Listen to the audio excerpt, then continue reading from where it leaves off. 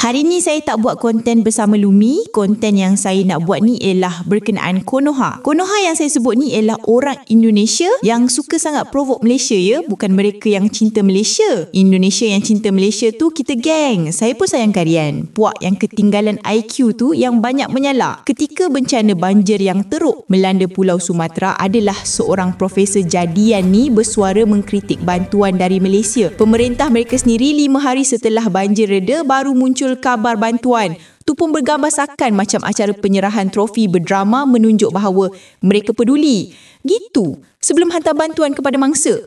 Si Profesor Jadian bernama Wan Nur ni tak pula bersuara mengkritik pemerintah sendiri. Sebaliknya sibuk mengkritik bantuan yang disumbangkan oleh Malaysia. Pesanan untuk anjing-anjing yang suka menyalak, Wan Nur, Kokori, Benix dan lain-lain tu, tak payahlah sibuk mengkritik Malaysia. Tak ada manfaat pun untuk kalian. Sekeras apa pun kalian menyalak, tak terkesan sedikit pun kat Malaysia.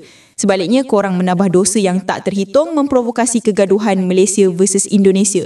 Lebih baik kalian gunakan suara tu untuk kritik pemerintah korang yang banyak korupsi tu. Gunakan pengaruh korang bergabung bersama rakyat bawa perubahan kepada Indonesia. Itu lebih bermanfaat kalau negara korang berubah ke arah yang lebih baik. Tak guna pun lancang kritik Malaysia bukannya Malaysia dapat bawa perubahan kepada Indonesia pun. Malaysia tak uruskan negara kalian melainkan kalian sendiri yang bangkit bersuara bawa perubahan kepada negara sendiri. Umur dah dewasa tapi pemikiran masih tertinggal jauh di belakang.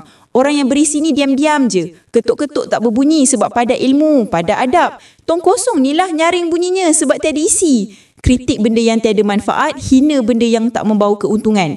Ada-ada je bahan dia nak sound. Siap buat grup sampai ada yang sanggup masuk grup ke grup untuk cari celah salah Malaysia dijadikan bahan kritikan dan hinaan. Kalau tak jumpa kesalahan, dibuat hoax pun jadi. Asalkan syaitan dengki dalam darah mereka dapat diaktifkan. Tak untung pun kumpul dosa, dapat maki hamun, dapat sumpah, dapat doa buruk lagi. Jadi macam content creator Indonesia yang puji Malaysia tu lagi untung, dapat pahala, dapat doa kebaikan. Mereka baik, maka baiklah yang mereka dapat. Yang buruk tu buruklah akan kalian terima. Allah Maha Adil dan Bijaksana. Banyak je puak-puak gorila macam ni. Sebut je puak gorila sebab IQ mereka 78 hampir sama dengan IQ gorila 70. Klaim batik milik Indonesia lah, klaim durian, klaim nasi kandar, klaim proton, klaim bahasa Melayu, semua nak klaim milik mereka.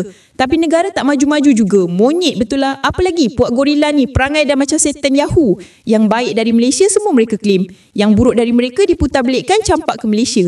Samalah tu dengan setan Yahoo dan si Trumpet. Sesuai sangat mereka geng satu kepala. Alias perangai Dajjal. Dah tak ada hembedu malu.